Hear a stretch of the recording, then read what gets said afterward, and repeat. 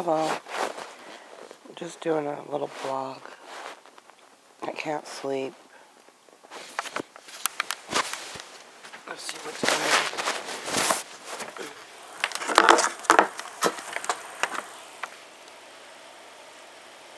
3:03 a.m.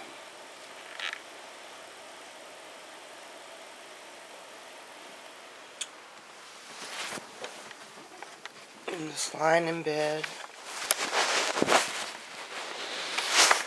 And I decided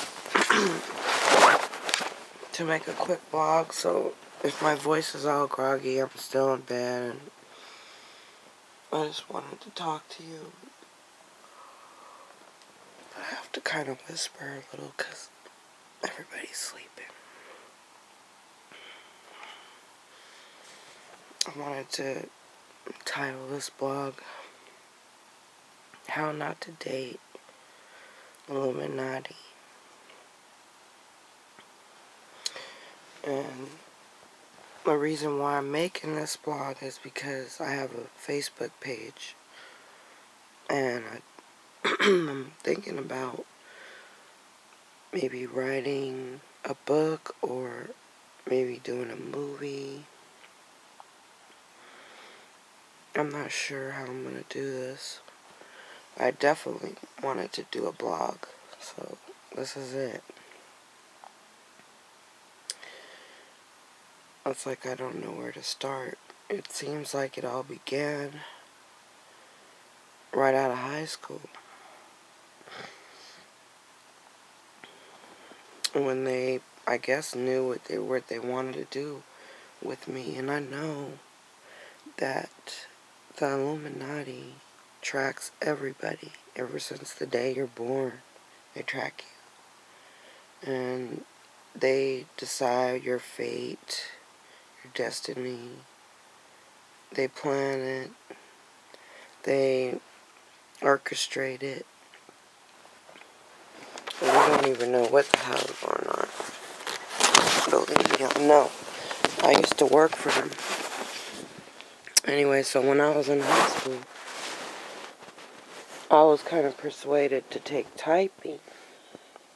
And I guess that was their way of letting me know my future. And I used to go to the school called Henry Foss in Tacoma, Washington.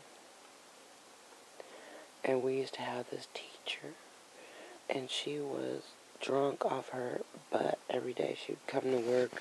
Her face was like beet red. Everyone knew she was an alcoholic. And she used to teach typing. So I figured I'd take it because I might need it. So a couple girlfriends and I enrolled. And I really ended up hating it because I had to cut my fingernails or else I couldn't type. I remember skipping the class and just thinking I never want to do this for the rest of my life. Little did I know that was what the elites had planned for me. So I graduated, and the job market is just shaky. And before, kind of around that time, I think I decided I wanted to be a rapper. And I was in love with LL Cool J, and I wanted to meet him, so I decided I was going to become this rapper. And I joined this group called the Sophisticated MCs. And we had a DJ named Eugenius, and I had a manager named Steve. And we practiced, and I wrote some songs and performed live. We won some contests, and one was at the NCO club. And we weren't bad at all, but I didn't really have the right objective when I wanted to be a rapper. I just wanted to do it to meet a guy. I didn't want to do it to change the world, to make a difference. I didn't, I just wanted to make money and just be pretty looking and rich and all that. So I guess it didn't work out. It wasn't what God had planned for me,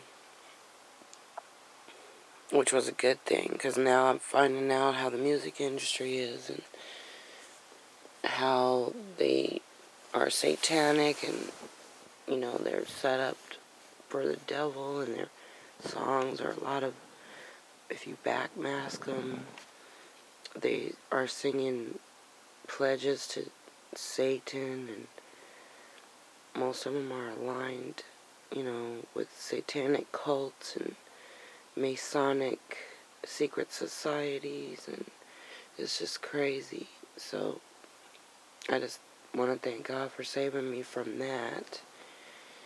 So I kind of knew I didn't want to do that because I met a lot of famous people, and I got to kick it with them,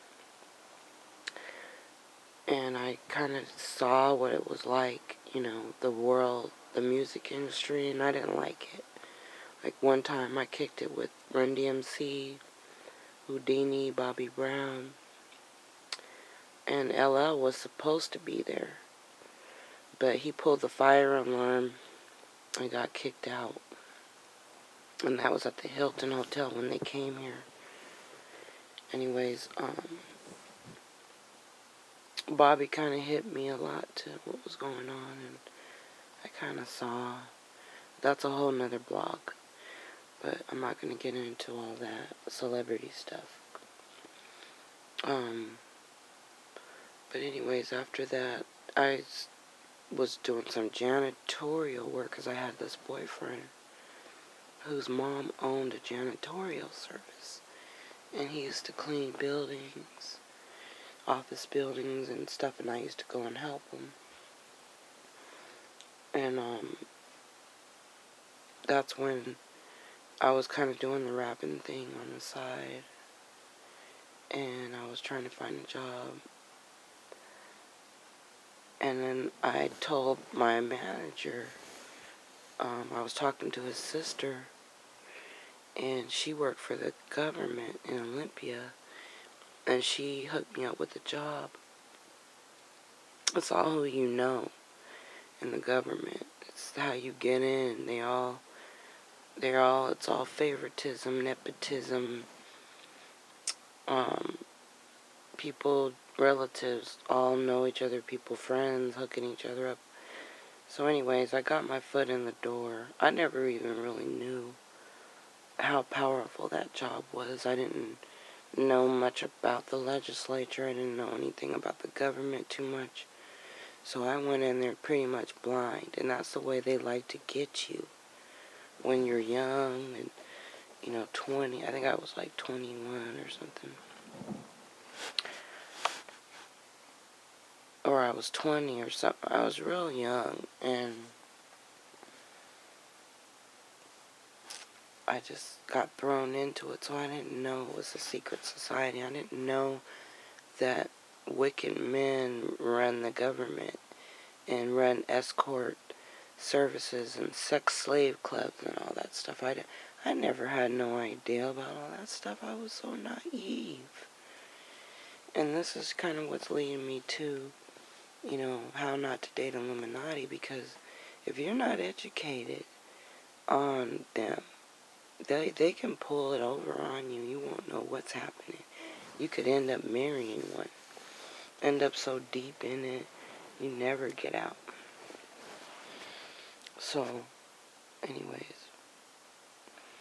I remember, I was working one day, and I used to carpool to work with this lady, and she basically drove me by some mansions. And if you check my Whitey Town documentary, you can see the houses on there. And she would drive me by these real nice like mansion type houses. And I probably just say mansion because I never really saw a mansion, but they're just big, huge houses to me. Very expensive. Nice neighborhoods, exclusive. No one can get in there unless you're a secret society.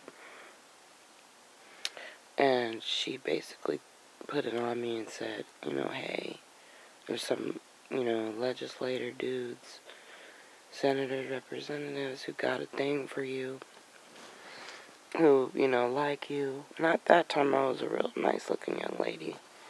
I was very attractive, I would say.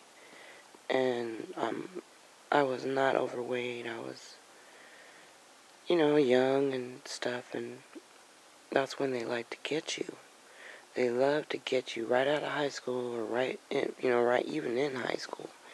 They like, the young kids too. A bunch of them are pedophiles. And so I was kind of like, wow, these guys are checking me out. And I kind of felt it. Like when I would go around and do my rounds and stuff over in the Senate office and the representative offices and throughout the legislature, in the rotunda and all this, I used to have to kind of walk around, and I was a session runner. That's what I first got hired as, and my job was to deliver the bills, and I worked for the Governor's Office of Financial Management, and they do the budget for all the state agencies. So the senators work really closely with the budget director and the bills that are being passed, that affect the budgets and all that. So my job was to just basically go around and deliver things, pick things up, and go get the new bills and that kind of stuff. So I'm real familiar with the legislative process, and that's why I think God put me there, so that I could learn and stuff how the process works. And I kind of knew a little by watching the cartoon, I'm just a bill, yeah, I'm only a bill. That's that cartoon. So I knew a little bit, not as much. It never goes away. They say it's all, on lobbying and money. And I remember the lobbies used to come and bring all the little fringe benefits and the gifts and the free tickets and the bribes and all that stuff. And, I knew something was shady. But back to the escort proposal, I was offended. I was in shock. I was working for the government. How could they do this to me? How could they, proposition me to be a sex slave to some old men, old powerful rich people and stuff. And not to say that if it was handsome younger guys I would have did it, but I was devastated. And then I noticed, like, from that day forward, things just got hostile. It was like retaliation. I remember getting written up for being reprimanded for my attendance, and they were telling me, because I did the attendance for our office for the administration, and I remember, the director would take days and days off, and I would get ready to, put it in as vacation took or whatever, and she'd come up and say, oh, don't mark it, and I would be like, what? And she'd, tell me not to mark the vacation and the sick leave being taken, and they would stack it up, and they'd have hundreds and hours of leave, and I would always wonder when I first got hired how they get so much leave built up when they take all this time off all the time. And then I realized that they just never mark it and they just keep it, or they do one or two every once in a while just so it don't look bad, but they stack up all these hours, and then when they retire they cash out on it and they get stacks of money, or It's really crazy. I was like, wow, this is so crooked. So they had me like part of that stealing system, and I was being forced to falsify government documents, and it was really upsetting for me. And I tried to report them to the HR, and I tried to, get an attorney. I wanted to sue, and it was like everyone was scared, and once they found out where I worked at, no one wanted to take the case. So I knew it was just impossible. I mean, like, how am I going to fight the government, especially the governor's office of financial management, where they've been having this sex escort thing going on for who knows how long. And I think, like, I'm going to step in there and just change it. I don't think so. I was just a young lady. I mean, I was not even nowhere a fighter like I am now. I mean, I was just learning things. I didn't even have no idea what was in store for me. When I think back now, how terrifying that was to experience that, and how I was afraid for my life, and I thought they were going to try to kill me for the stuff that I knew, and I knew too much, and it was just, I knew I had to get out of there. So I tried to transfer, and I was trying to look for a job, and I remember I interviewed with the state attorney general's office, and this one lady named Pam, I can't remember her last name, and remember we were getting on the elevator, and she was like, what is your race, and she was all up in my grill on how, what race I was, I guess, because she wanted to fill her affirmative action quota, and I told her, but I never got the job. And then I interviewed at DSHS, and I also interviewed at DOL, and it's kind of funny seeing that later. That's where they shipped me to, and I remember I was on my way to my interview at DSHS, and it was the one on 19th Street when I was working in Olympia, and I was hoping I could transfer, and I remember my boss saying, that's a place for the rejects. That's where we send all the rejects of the state of Washington. And I was like, what? And she was basically telling me that when you end up at DSHS, you're just a reject. You're just nothing. You're where we send you because you couldn't listen. You didn't cooperate. You didn't follow the rules. And you didn't break the rules. You didn't do the devil stuff. So that's where they ship you to the hellhole at Department of Social and Health Services. So I interviewed, but I didn't get the job. I know my mom's probably going to come in here in a minute and say, what are you doing talking so loud? I have no privacy in this house. I'm treated like a little kid. Ever since I was little, I've lived with my mom. And that's what the Illuminati wants. They love to keep you down.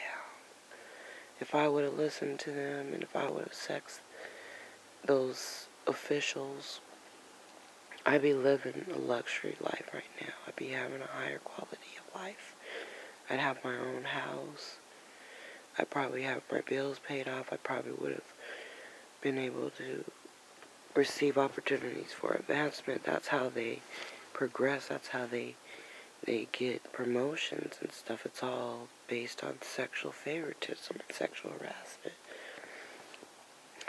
So anyways, that was just crazy. I knew I had to leave. So I went to the interview, didn't get it, but I guess they set it up for later. So it would be like one of my last jobs before I got pushed out and totally blacklisted. They give you a few chances if you don't, accept their proposals.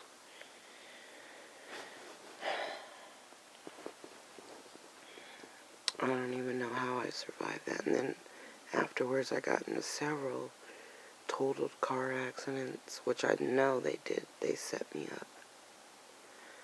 I was so afraid even to drive. I had to go see a therapist to help me and gave me biofeedback and stuff just so I could ride on the freeway again, because I was just terrified. I was having anxiety attacks, and I think a lot of it had to do with just what I went through too, and how I was almost forced to become a sex slave for the government. That really had an effect on me, and I know they wanted me to date them, and a couple of them tried to get me to go out with them, and I just wasn't interested. I wasn't feeling the corruption. I wasn't feeling the lies, and, you know, I wasn't attracted to them. And they had all the wealth and all the money and their boats and their mansions and access to everything you could want, but it just, I wasn't the kind of girl who just flocks to that stuff. I always been different. I met celebrities, millionaires. Didn't faze me. Didn't change me. Didn't make me want to be desperate and be with them and sex them and all that.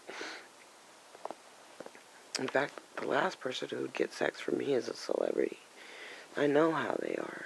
I mean, they have access to anybody they can sleep with. They sleep with everyone.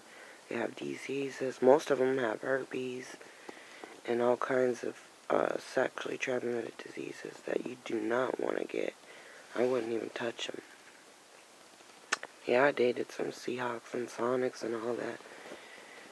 You know, that's another blog, but let me tell you, they might be fun to kick it with, and, you know, celebrities they're great at partying and making you laugh and stuff, but when it comes down to commitment and being serious and being good husbands and fathers, yeah, that's funny. I wouldn't trust them, because they have access to too much travel, too much money. They can, you know, leave you, abandon you, and they do it too, believe me. Most of the relationships, they're not even together.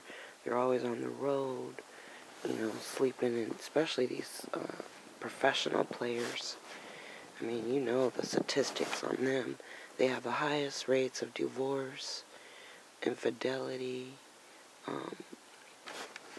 They travel around screwing groupies every day. I mean, they're like, I call them the traveling mandingos, because they just go around just screwing everybody, and that's really their main game and their main focus. Who is the next whore they're gonna screw in the city?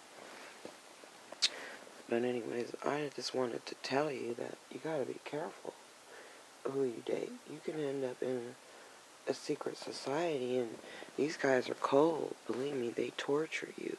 If you don't sell out, you don't pledge allegiance to their devil, you know, once they date you and they get you in and they bait you in with the luxury lifestyle and all the things in life, well, what happens is you get in and you get used to that stuff, and they wine you, they dine you, they court you.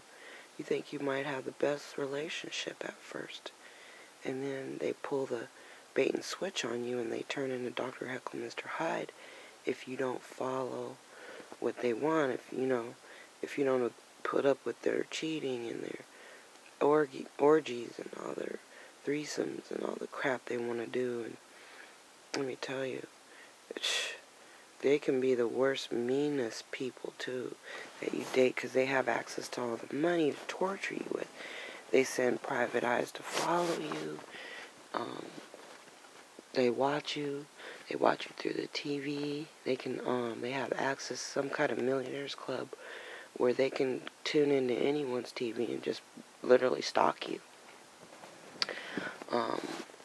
They can see you through buildings. They have like cameras. They can see infrared light through at nighttime. They can watch you from satellite. They even have programs that know you, like your shadow and your walk. You know, they can see you. They got so much technology. now these men are just psychos, man. And anyways, they'll trap you. And they'll hunt you down. They'll know you before you know them. And they'll set up a way to meet you and give you a job or some kind of way where you run into them. Oh, they're real creepy. Believe me. They just have henchmen that are assigned to work with them just to track down, you know, the most beautiful women and stuff, and get them in their clutches. And oh, it's crazy the power these men have and stuff. And a bunch of them are pedophiles and child molesters and stuff, and they get away with it. Nobody turns them in. And it's all secret societies. And so I just wanted to, and so this blog kind of went on long. I'm sorry for dragging on, but I could go on and on this stuff.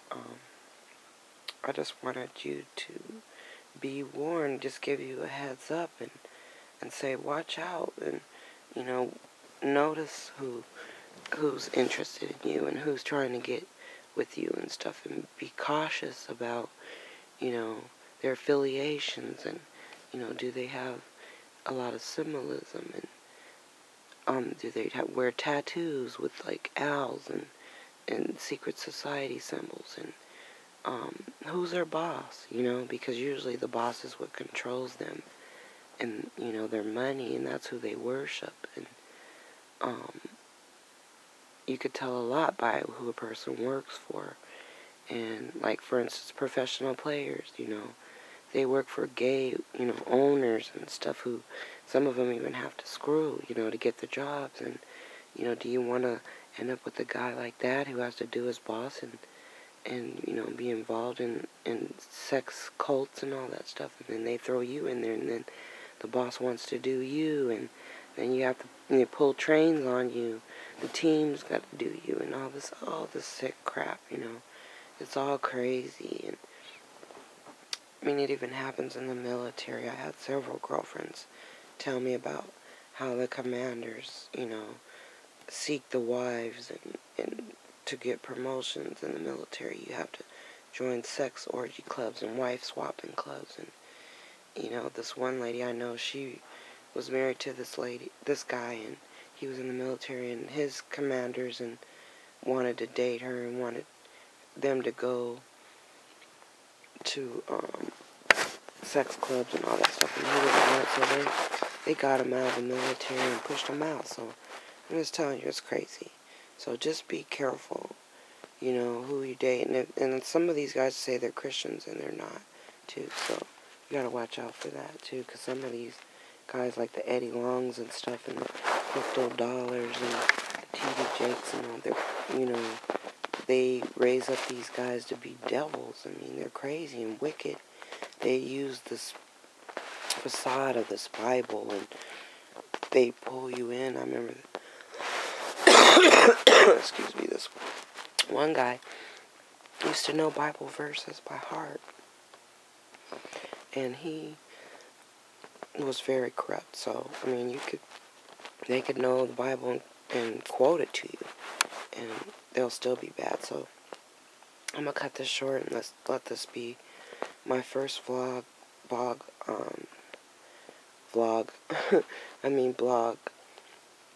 for my How Not to Date Illuminati. So I hope this kind of helps you a little bit, because I never had no one help me and warn me or tell me, you know, what's up, and try to say, hey, be careful, because, you know, they were naive, and they were probably wrapped up in the system themselves. So have a good day, and we'll chat later.